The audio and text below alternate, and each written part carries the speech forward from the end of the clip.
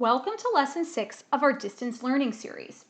Okay, today we're going to explore forces for a neat phenomenon, tug of war. For this lesson, you'll need a pencil, a blank sheet of paper, and your science journal. So up to this point, we've come up with 4 different rules about forces that I've put back up on the screen. But how do these forces cause something to move? In other words, how do forces actually put objects in motion? Take a look at this picture. Tugging a small toy with your dog can be a lot of fun, but it's also a great way to experiment with forces acting on an object. The boy and the dog are both applying force by pulling in opposite directions. No matter how hard we look, though, we can't see how strongly the dog and the boy are pulling. But if we use the simulation, we can see. Tomorrow, you're going to use an interactive simulation to stage a competition between different sized people to pull a cart full of candy. Unlike in real life, you'll be able to see the strength and the direction of the forces being applied to each object, which will help you make predictions about motion.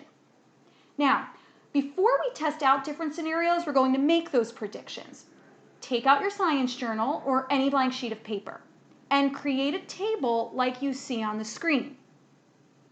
Take a moment to do this now.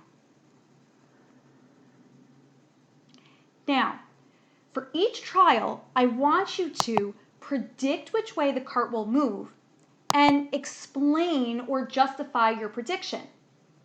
Go ahead, do this now. Pause this screencast. I'll be here when you get finished.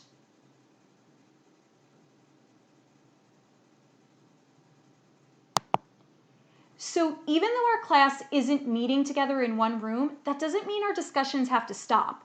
I think it's important to have some interaction with your classmates. It's what helps move our science thinking forward. So, using the discussion board on Schoology, you're actually going to talk about what you think might happen before we actually test it. This will also give us a chance to test out the discussion board on Schoology for future lessons. All the directions about what you need to do are right there in our distance learning folder for this lesson. You're going to have to respond to the discussion question I posted and then respond to at least one classmate. So really think about your predictions from today because we're actually going to conduct the simulation tomorrow and find out what happens. Until then, I need you to keep thinking and keep learning.